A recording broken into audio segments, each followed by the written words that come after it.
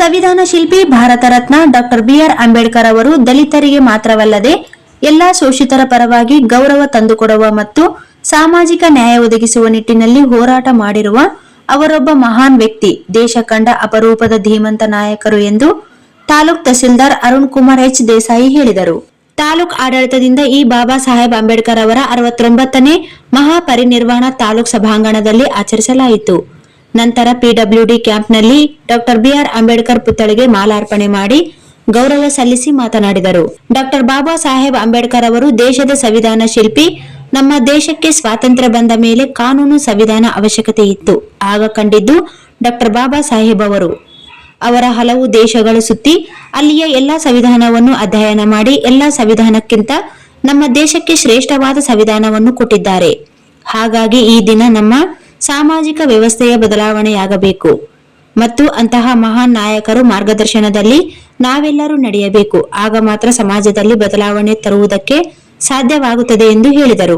ಸಂವಿಧಾನದ ಅಡಿಯಲ್ಲಿ ಎಲ್ಲರಿಗೂ ಸಮಾನ ಅವಕಾಶ ಕಲ್ಪಿಸಬೇಕು ಹಾಗೂ ಸಾಮಾಜಿಕ ನ್ಯಾಯ ಸ್ಥಾಪಿಸಬೇಕು ಎಂಬುದು ಅಂಬೇಡ್ಕರ್ ಅವರು ಸಂವಿಧಾನ ಮೂಲಕ ಸ್ಪಷ್ಟವಾಗಿ ಹೇಳಿದ್ದಾರೆ.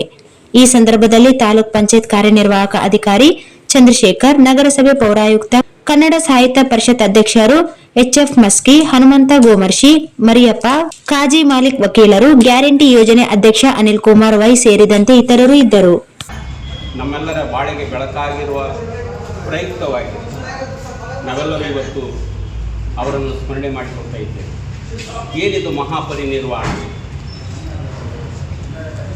ಸ್ಮರಣೆ ಅನ್ನೋ ಒಂದು ಮಹಾಪರಿನಿರ್ವಾಣ ಅಂತ ಯಾಕೆ ಕರೀತಾರ? ಬುದ್ಧ ಮಹಾಪರಿನಿರ್ವಾಣ ಹೊಂದಿದ ವ್ಯವಸ್ಥೆಗೆ ಅನುಗುಣವಾಗಿ ಆತ ನಡೆದುಕೊಂಡ. ಆ ಕಾರಣಕ್ಕಾಗಿ ಅಕ್ಟೋಬರ್ 14 ಈ ದೇಶದಲ್ಲಿ ಇರತಕ್ಕಂಥ ತಾರತಮ್ಯಗಳನ್ನು ಕಣ್ಣಾರೆ ಕಂಡಿರ್ತಕ್ಕಂಥ ಅಂಬೇಡ್ಕರ್ ಅವರು ತನ್ನ ಜೀವಮಾನದುದ್ದಕ್ಕೂ ಅತ್ಯಂತ ಕಷ್ಟದ ಅನುಭವಗಳನ್ನು ಸಹಿಸಿಕೊಂಡು ನಮ್ಮೆಲ್ಲರಿಗೆ ಶಕ್ತಿಯಾಗಿ ನಿಂತು ಅವೆಲ್ಲ ಕಣ್ಣಾರೆ ಕಂಡಿರ್ತಕ್ಕಂಥ ದೃಶ್ಯಗಳನ್ನು ನೋಡಿ ಒಂದು ಮಾತು ಹೇಳ್ತಾನೆ. ನನ್ನ ಹುಟ್ಟು ನನ್ನ ಕೈಲಿಲ್ಲ, ನಾನು ಎಲ್ಲಿ ಹುಟ್ಟೋಕೆ ಅಂತ ಗೊತ್ತಿದ್ದಿಲ್ಲ, ಹಿಂದೂ ಆಗಿ ಹುಟ್ಟೀನಿ, ಅದು ಹಿಂದೂ ಆಗಿ ಸಾಯೋದಿಲ್ಲ ಅಂತ ಹೇಳ್ತಾರೆ.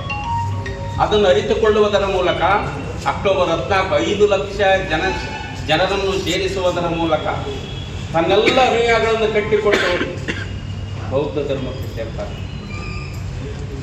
ಬೌದ್ಧ ಧರ್ಮಕ್ಕೆ ಸೇರಿದ ನಂತರ ಕೇವಲ 52 ದಿನ ಬರುತ್ತಾರೆ.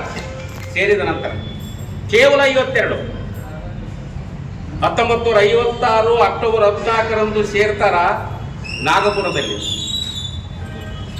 ಇಂದು 1956 ಅವರು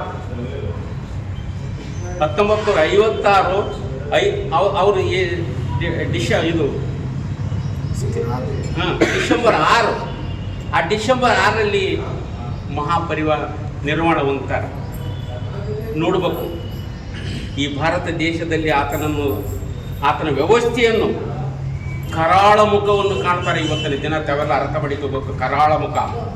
ಈ ದಿನ ನಮ್ಮೆಲ್ಲರ ಬಾಳಿಗೆ ಬೆಳಕಾಗಿರ್ತಕ್ಕಂಥ ಆ ಮಾನವತೆಯ ದಿನವನ್ನು, ಕರಾಳ ದಿನವನ್ನಾಗಿ ಆಚರಣೆ ಮಾಡ್ತಕ್ಕಂಥ ಬದುಕಿದೆಯಲ್ಲ, ಇದಕ್ಕೆ ಧಿಕ್ಕಾರ ಹೇಳ್ಬೇಕು ನಾವು ಆತನ ಸ್ಮರಣೆ ಮಾಡುವುದರ ಮೂಲಕ.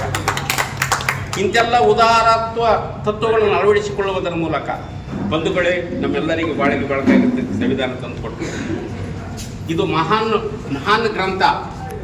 ಆ ಕಾರಣಕ್ಕಾಗಿ ನಾವೆಲ್ಲರೂ ಇವತ್ತು ಒಂದು ಪ್ರಜಾಪ್ರಭುತ್ವ ದೇವ ಮಂದಿರದಲ್ಲಿ ಸಂವಿಧಾನವೆಂಬ ಮೂರ್ತಿಯನ್ನು ನಾವು ಸ್ಥಾಪಿಸಬೇಕಾಗಿತ್ತೆ. ಸಂವಿಧಾನ ಎಂಬ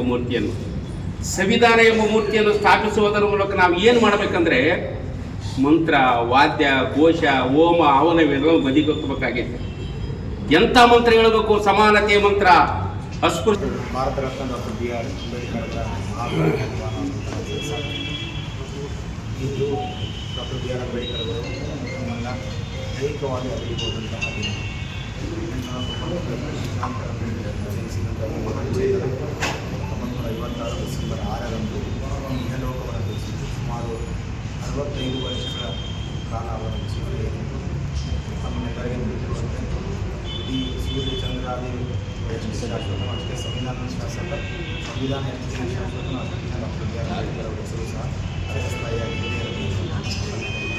ಡಾಕ್ಟರ್ ಬಿ ಆರ್ ಅಂಬೇಡ್ಕರ್ इस वीडियो को लाइक करें, हमारे चैनल को सब्सक्राइब करें और बेल आइकन जरूर प्रेस करें हमारी न्यू वीडियो सबसे पहले देखने के लिए।